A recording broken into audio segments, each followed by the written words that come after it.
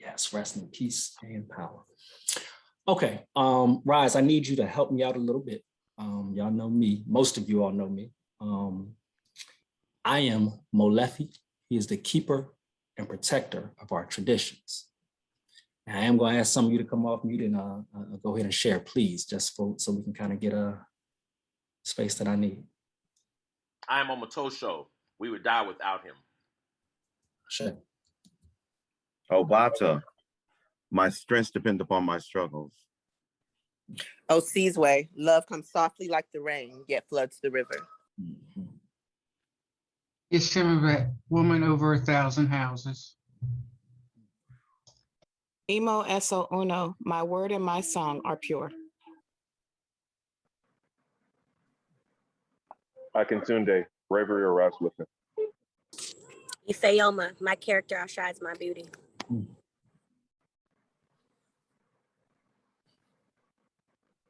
Mara,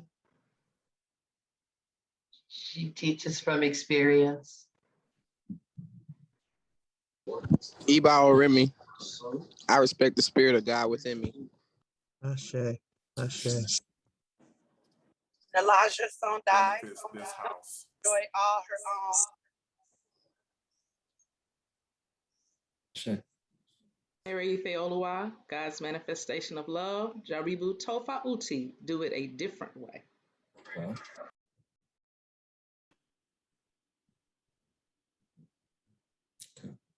Our wings shall carry and protect us.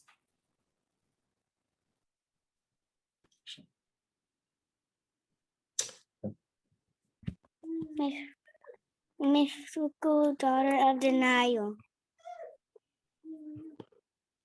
Asheo. Thank you, Yoni. Yes, ma'am. Chioma, who are you? Good God. Yes, sir. Yes, sir. Yes. Good. Take this one more. You want me to say my name? Oh. Shanita Tanika, God's grace. I love her. Yes, ma'am. Yes, ma'am. Okay. Yes.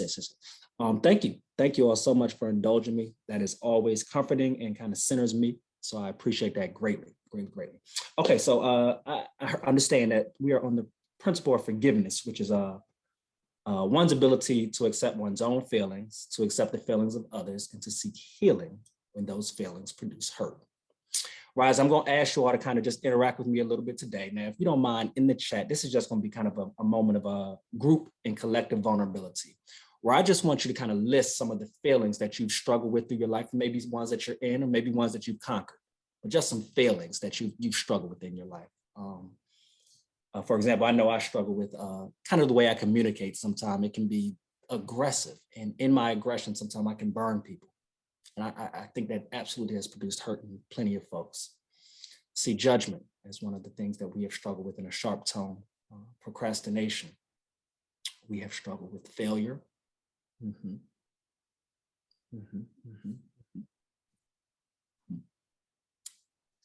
Being consistent in the things that I say that I want. Being consistent in the things she says she wants. Being misunderstood, speaking harshly, being late. Time management, that's my family. Guilt.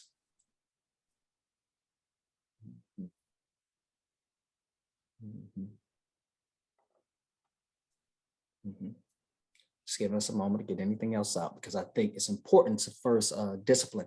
It's important to first acknowledge these feelings in order to let those go. You gotta make sure you see them clearly, look at them, study them, think about them, consider them.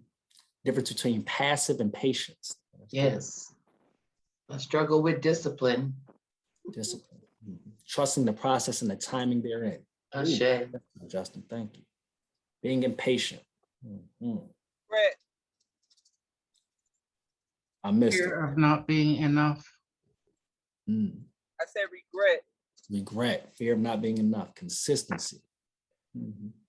And we know we are all divine people here, so we can talk about things that we struggle with, the things that we currently struggle with. That doesn't take away from our divinity, but I think it's important to just acknowledge them. Mhm. Time challenged on many fronts. Yes, ma'am. Thank you for sharing, Mama Nola. Yes, ma'am. Yes, ma'am. Yes, ma'am. Okay, so this is important because I'm really going to kind of talk us through the way I want to share this today. I want to talk us through some of the things that I've been seeing in this world that we are in. And I'm like I said, I'm asking us to speak because I need your assistance in this RISE community. But I'm a high school teacher, and I teach, for all intents and purposes, I teach world history. And I recently got my master's, so now I'm finally getting to the reason I came to high school, which is to coach a sport. So I'm now coaching softball as well, assistant coaching softball. And I'm getting a chance to see high schoolers in different realms, if you will, different places. So one in the classroom, of course, and then one on the field. I think the classroom is, of course, very important. We got to go to school, and then sports is what they chose to do. The extracurricular is what they chose to do. So I get to see these two different aspects. And one of the things I recently saw in on the softball field was we had a softball game, and our team lost 20-0. 20-0. Like they stopped the game. It was a blowout. They stopped the game. And while they were disappointed that they lost, the truth is they lost before the game started. Yeah, they lost before the game started. On our way to the game, as soon as we got to the field, young ladies, the softball course is young ladies. These young ladies were saying things like, oh, I'm nervous, I'm scared. We're not gonna win this game. We can't beat them. And yes, if that's what you believe, it is true.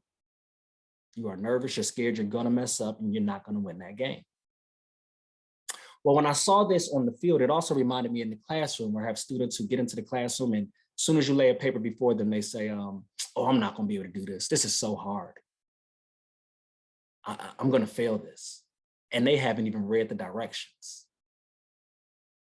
They haven't even read the directions, but they have already come up with this kind of defeatist attitude, if you will, is what I'm calling it. And the type of teacher I am, just in case you don't know, I'm the type to just stop the whole class and ask directly, where did this come from? So I did. I saw that softball game, and then we saw what happened in the classroom. And I have a co-teacher. I teach with a co-teacher, and we're on the same page. So for one whole day, every block, we got 3 blocks, every block, we had the same conversation. We didn't teach no world history that day. We talked about why is there this defeatist attitude? And I said in this community, specifically at Pebblebrook High School, why is there this defeatist attitude in this community? What makes you doubt yourself before you even get started? And I heard a few answers, not many, but I heard a few. Some said, we don't like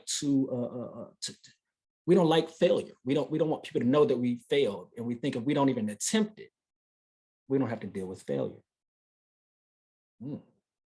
Okay. Okay, I can hear that.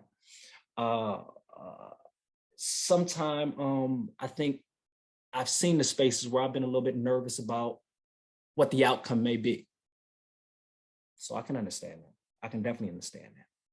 But it just, it was saddening to my mind to realize that we had children who are doubting themselves before they ever get started, and how dangerous that is.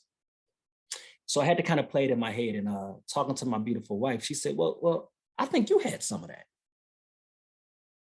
And it made me shift from children to adults and realize, well, maybe this isn't a child thing. This is just a person thing where we can doubt ourselves so much that we talk ourselves out of doing the thing that it's possible God sent us to do. And that made me take a good look at myself. And in the comparison, what I do think about myself at the very least is that I do believe, at least at this juncture in my life, I'm going to give it my best. I'm going to fight for it. I'm not going to quit. But we have these children who are quitting before they start. So I'm going to show you all a video real quick, if you don't mind. I want to show you something. And I showed this to these young people as well. And I just want to show this to you, and we'll go from there, okay? Can you all see that screen? Anybody? Yes. Yes, sir. Yes, sir. Yes, sir. Can we hear it? Yes. Yes, my brother. Excellent.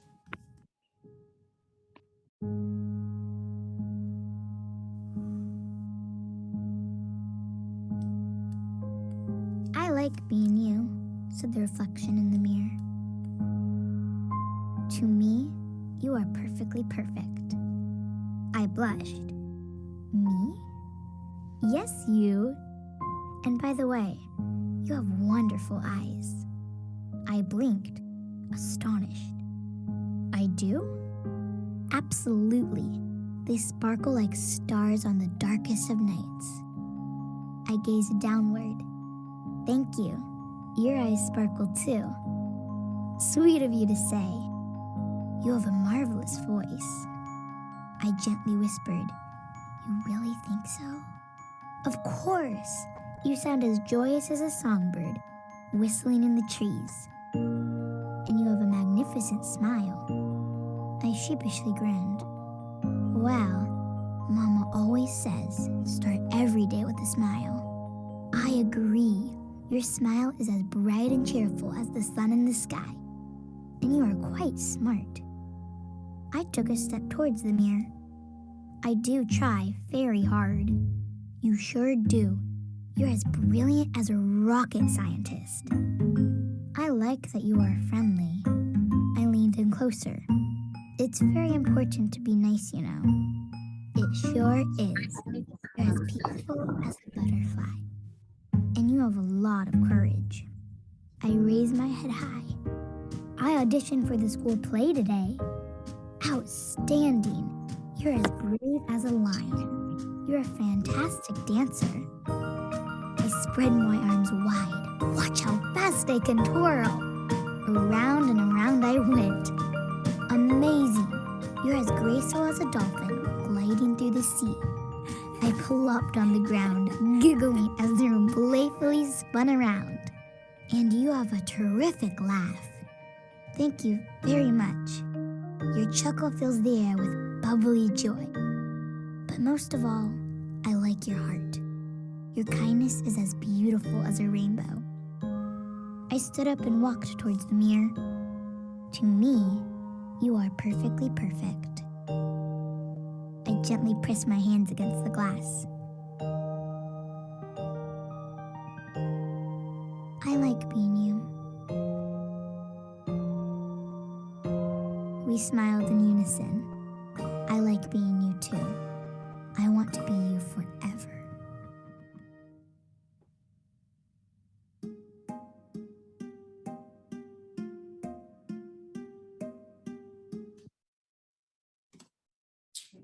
All right. So yes, I showed the video to him, and if you don't mind, anything you think about it. Beautiful. Amen. Ashe, Ashe. I might have Amen, cried a amen. little bit. That was so dope. Oh, So dope. so good. Amen. Oh, Very awesome. Amen. We're very Yes. awesome. I Yes. love it. Inspiring. Thank you for sharing. yes. Let's me to share that Thank with you. you. Great I way. would like Inspiring. a copy. Where do I Oh. find it? Oh, fun. Watch it every day. Fun. Yes. Deep. Very Real deep. in fact, which was part of the thing that caught me off guard, right? Because I've shown this video in a lot of different places. That's the link, just in case you need it. But so when I showed it to these high schoolers, I teach 10th grade, and there were a couple of 12th graders that just were sitting in the class that day. When I asked the children, you know, I try to get them to give me their honest opinion, what they think of it, and most of them said, you know, it's kind of for kids. It's for children. You know, I don't know. It seems very young. Now the senior said, no, that's good. But what I realized is in high school and this 10th grade, trying to understand yourself, you forget that some things like this can be more profound than what you think is profound. And I tried to explain to this class that, no, this is actually for grown people. This is for grownups. This is for adults going through their day-to-day lives. And, you know, maybe they got it, maybe they didn't. But what I do typically when I'm kind of mulling through a thought, what I typically do is I try to call my elders and discuss this with them. So I did call Babalao Omatosho, Jojo Mani, and discuss with him.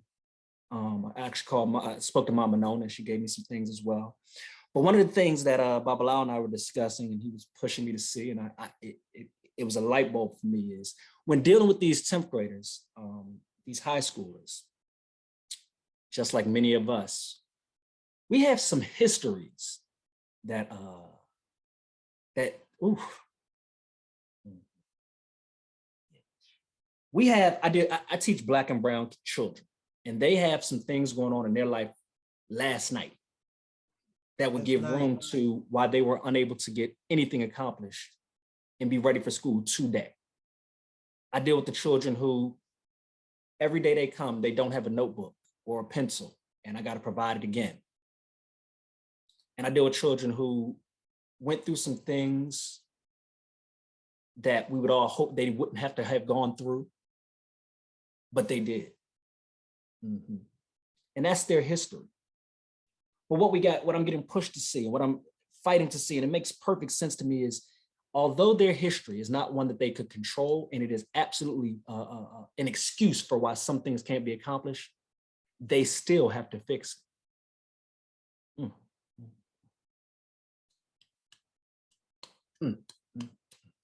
Yeah.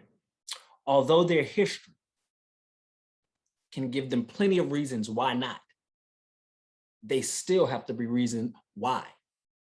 They have to be the reason why. And I think I struggle with it because it seems so unfair. So unfair that these children have to fix some things that they didn't do, if you will, some things that they didn't bring about to themselves, if you will. But they still have to fix it. Yeah. It's for them to fix. It's for them to fix. It's for them to fix, unfortunately. Ashe. And of course, by no means am I saying alone. I'm not saying they have to do these things individually. I do think it's a communal type of fight. In fact, when I was speaking to Baba Oluyapo, one thing he suggested was that when you are trying to affirm yourself, where do you learn it if your parents didn't teach you? Sure. Where do you learn it if your parents didn't teach you to affirm yourself? If they didn't teach you to look in that mirror and say you're beautiful, how do you learn that? Which grade is teaching that? Well. I don't know the grade that I found that is teaching that just yet. And so what he was offering is, he said, you have to have a community that helps you to see yourself. You have to have a community that helps you to see yourself. And as a member of Ndugu Nzinga, I absolutely think we fight to help each other see one another, see ourselves. But sometimes the deficit is so great that we can't see it just in one-on-one conversations. If I say, oh, you're amazing at that, we dismiss that.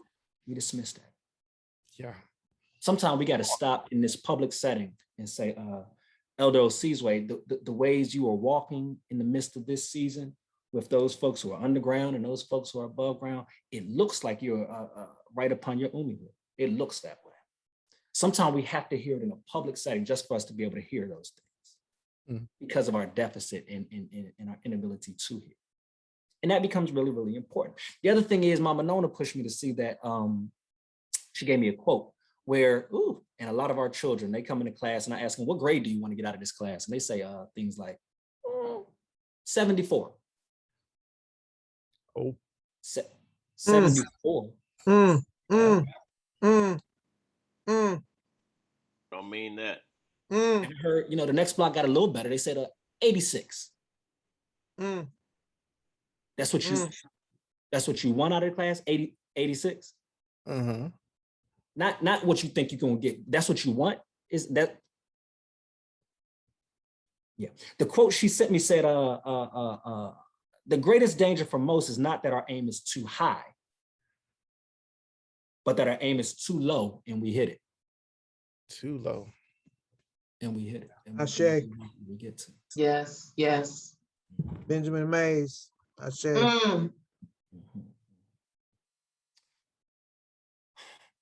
So there's another child, like I said, and I'm coming here, you all. I'm not gonna spend too much more time on this, but there's another child who, again, I teach world history, but I'm a special education teacher. The reason this is of importance. Yes, ma'am. The reason this is of importance is because I think special education, I was in grad school last semester, and I had a middle-aged white woman who was my teacher.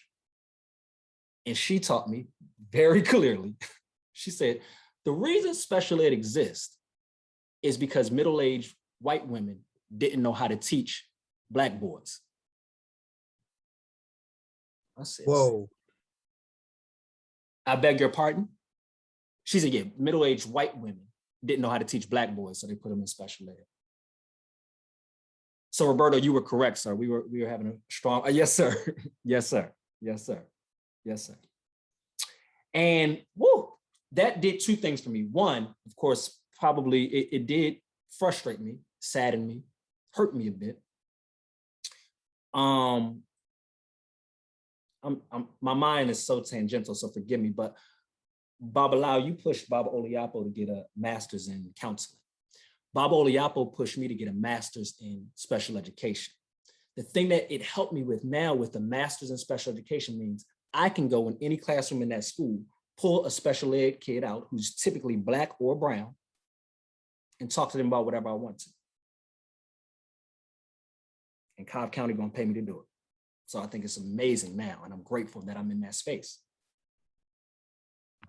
Wow. Before that, Wow. so I had these children who told me they want to get 74s and they want to get 86s. So on this day, when we decided that all we were going to talk about is how we have this defeated attitude, one of the things I wanted to see was, can you all see, do you have goals? What are your goals?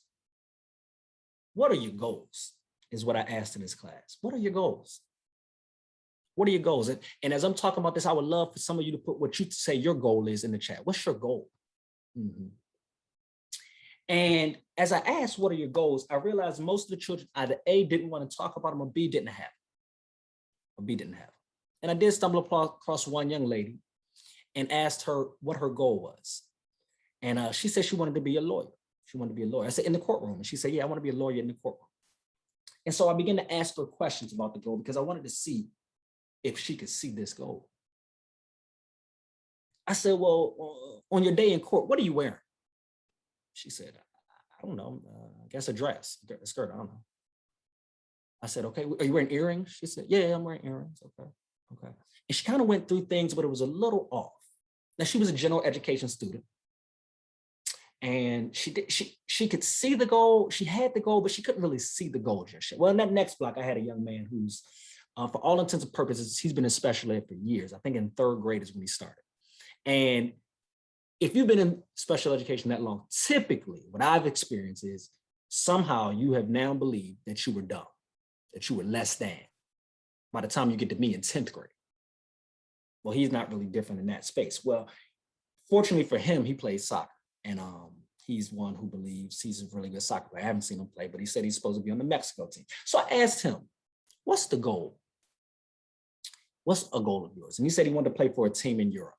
So again, I started pressing the question. I said, okay, well, when you play for this team, in the game you play in, what are you wearing? He said, oh, we're wearing that's the one. Thank you. Manchester United, exactly, Man U, that's what he said. He said, we're gonna be wearing the blue outfits. I said, okay, well, what color are your socks? He said, they're gonna be blue socks. I said, okay, you wearing a headband? He said, no, just 2 wristbands. I said, oh, okay. I said, it's a day game and a night game. He said, it's a night game. Oh, okay. I said, what position are you playing? He said, striker.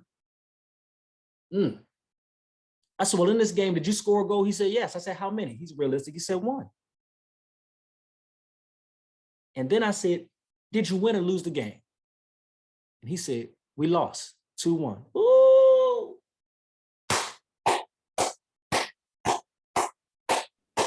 Well. Read me.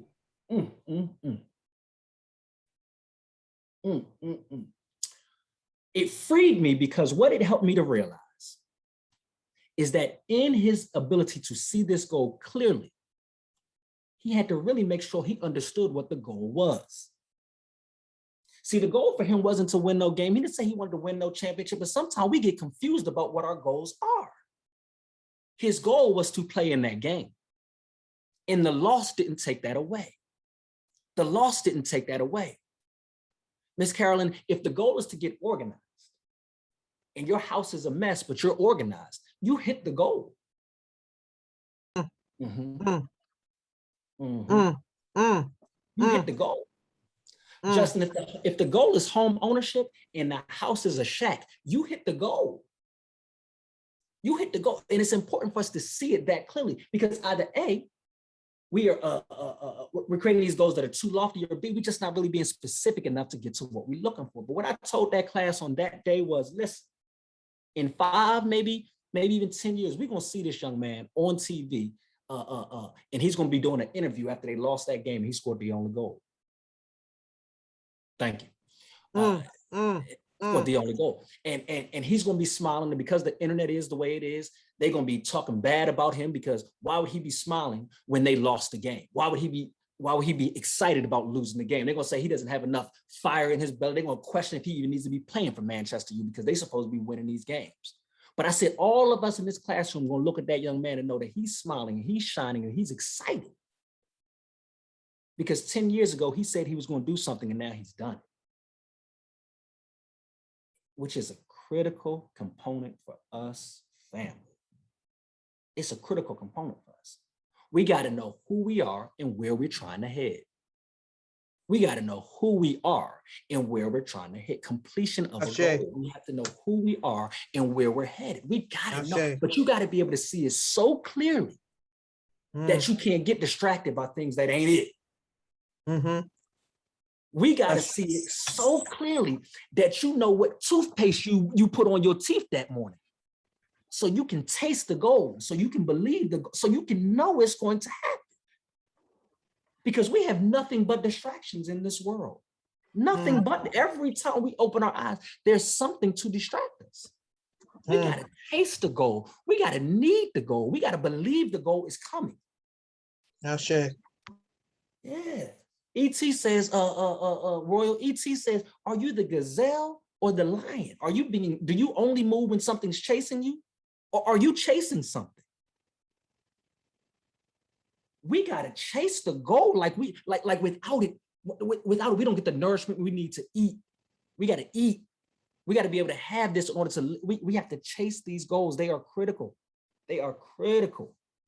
And the best part about a goal, thank you, big guy. The best part about a goal is they're not for us. Typically, they are not for us. That young man wants to play soccer so he can, of course you are, so he can provide for his family.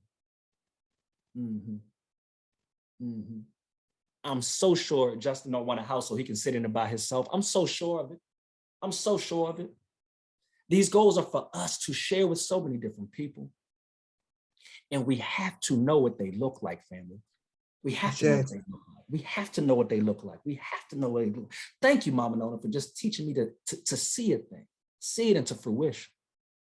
See it into fruition. If we can see a thing, if those young people at Pebblebrook High School can see themselves succeeding, do you know how different that class is, that school is, that neighborhood is?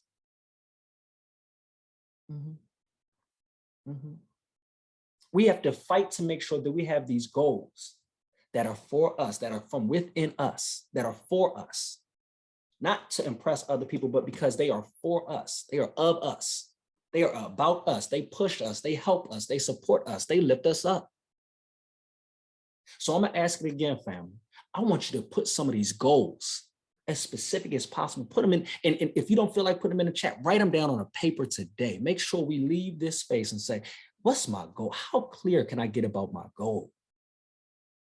We didn't accomplish so many things.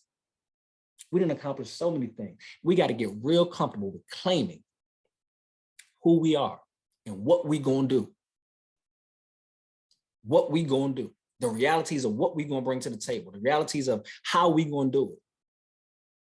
It's critical for us, family.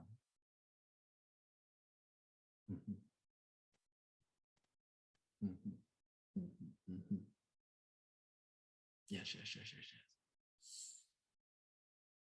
So lastly, I'm gonna say this.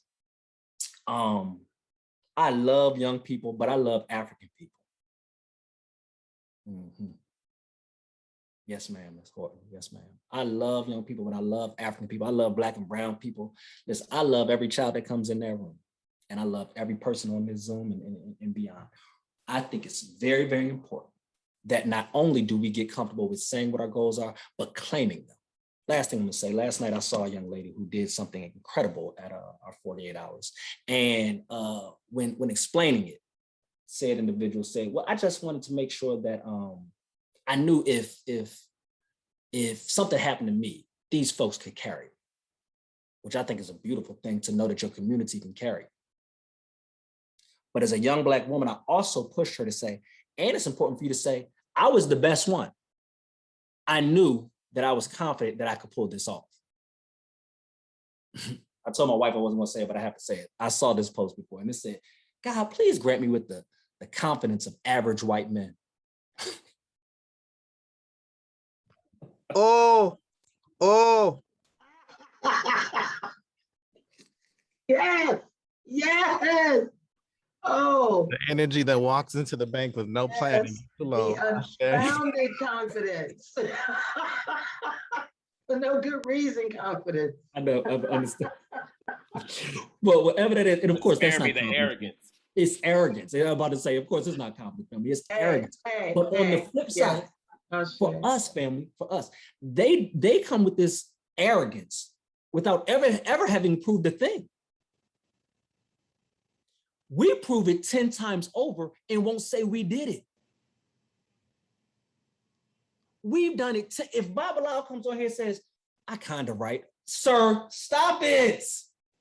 That's out of order. Respectfully, sir, that's out of order.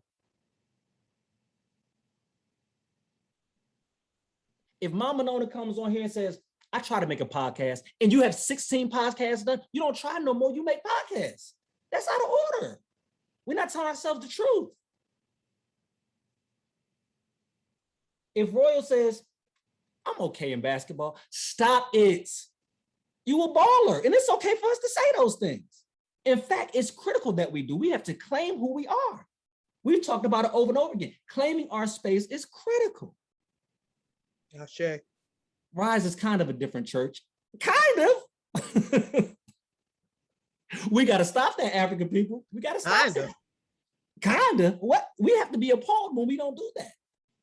It's critical. Yes. Y'all know me. I can get very worked up. I'm so glad we on Zoom and not in person because I'll be running around right now. Yes. But yes, it's critical that we not only see our visions, that we not only call those into fruition, that we not only get the details, but that we claim them and claim who we are and whose we are. That's my word for today, Rise. Thank you so much for indulging. Ashe, Mama. Ashe. Ashe, Baba. Ashe. Ashe. Ashe. Awesome. Ashe. Thank you. That was a word. That was a word. Ashe. Yes. What a Love, word. love. What a word. Yes. Mighty words. Mighty word. Mighty words. Good words. So good. Metuneta. Thank you. Oh, Claim who awesome, we are awesome. and who we be. Love you Yes. so much. Awesome, awesome, Love Thank it. you. Thank you. Ashe. Thank you for showing up just Thank, as you are. thank God the children have you. Ashe. Dang. Ashe. Ashe. Oh. Yes, what a man. Amen. Amen. Thank God we have you. Ashe.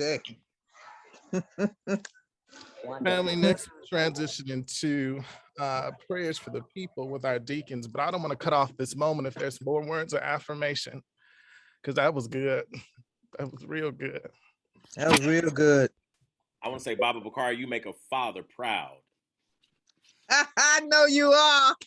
And a mother too. Yeah, Ashe. All right, all right. Well. And a wife and children. I say, now that's it right there. That's legacy. Lots of children over That's legacy. And an auntie mama too. I say, I'm Like proud. Mama Queer, yes, ma'am. I'm proud. I say, Family. I say, I say, I say. Well, I'm just meeting you and I'm very proud. I'm very familiar with Pebblebrook. A lot of my children went there. I have a lot of young people I know there. So I don't know you, Baba Bakari, but I know you. And I'm very grateful for what you're doing in Cobb County. Looking forward to when I can meet you in person. Amen. I say. Yes, ma'am. Thank you. Thank you. Thank you. Yes, ma'am. Yes, ma'am. Yes, ma'am.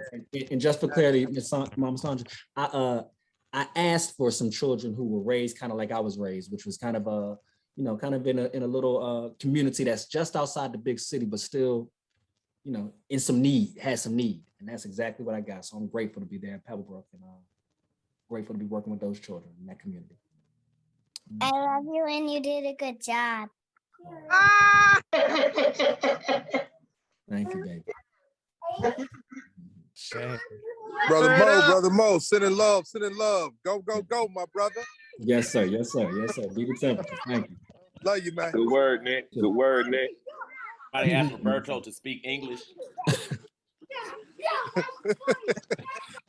Mo. Go, go, go. Love, love, love. How's that? Dr. Black. Yes, sir. Ashe. Thank you. Asante. Sana. Beautiful. Ashe. Oh, medasi pa. Shame.